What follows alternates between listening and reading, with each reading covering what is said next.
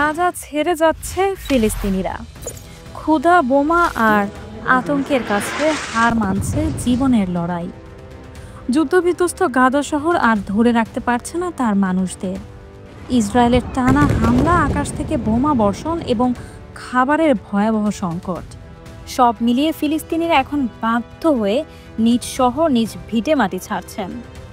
বছরের পর বছর ধরে চলা লড়াইয়ের পর আজ তারা এক ভয়ানক বাস্তবতার মুখোমুখি। বেঁচে থাকার জন্য স্থানান্তর এখন একমাত্র উপায়।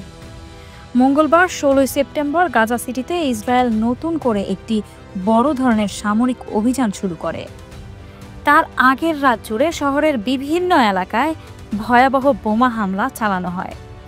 স্থানীয়রা সেই রাতকে অভিহিত করেছেন নরক যন্ত্রণা এবং জীবনের সবচেয়ে ভয়াল অভিজ্ঞতা হিসেবে।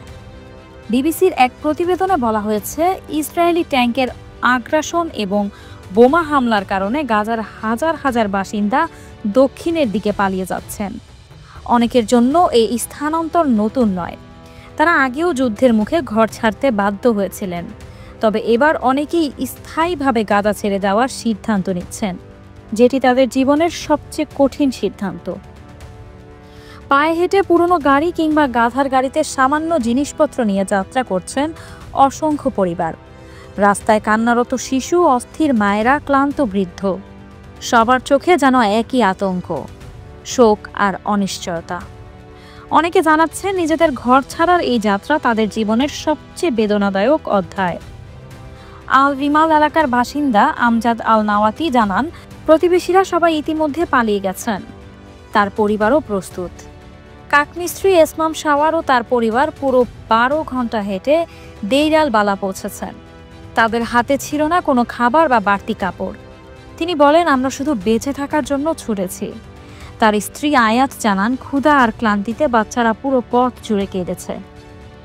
নার্স হানা আল মাউধুম জানান, তিনি তার 3 সন্তানকে সরিয়ে নিতে চান, কিন্তু যানবাহনের অভাব এবং অস্বাভাবিক ভাড়া বড় বাধা হয়ে দাঁড়িয়েছে। একটি ট্রাক ভাড়া করতেই লাগছে প্রায় $1000। তিনি বলেন, আমি থাকতে চাই কারণ আমার রোগীদের আমাকে প্রয়োজন, কিন্তু সন্তানদের নিরাপদে পাঠাতে হবে।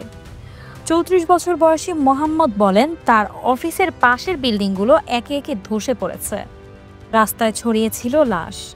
দক্ষিণে যেতে ইসরায়েলি ফ্লাইয়ার পড়ে, আর সেখান থেকেই তার দ্বিতীয়বার ঘর ছাড়ার যাত্রা শুরু। বারবার পালাতে হচ্ছে তাকে। এটা কেবল শারীরিক নয়, মানসিকভাবেও ধ্বংস করে দিচ্ছে আমাদের। গাজা সিটিতে নতুন করে শুরু হওয়া ইসরায়েলি স্থল অভিযান আরও হাজার হাজার পরিবারকে বাস্তুচ্যুত করেছে।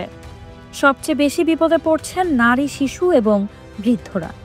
তাদের নিরাপত্তা এখন চরমভাবে অনিশ্চিত। জাতিসংঘ সম্প্রতি ইসরায়েলের বিরুদ্ধে গণহত্যার অভিযোগ তুলেছে, কিন্তু গাজার মানুষদের জন্য এখন এসব অভিযোগ বা আলোচনার চেয়েও বড় সত্য হলো, প্রতিটি দিন এক যুদ্ধ, প্রতিটি মুহূর্ত ক্ষুধা, বোমা আর মৃত্যুর আতঙ্কে কাটানো এক ভয়ঙ্কর সময়। প্রিয় দর্শক, এই ছিল সর্বশেষ সংবাদ। পরবর্তী সংবাদ পেতে ক্লিক নিউজ 24 এর সাথেই থাকুন। ধন্যবাদ।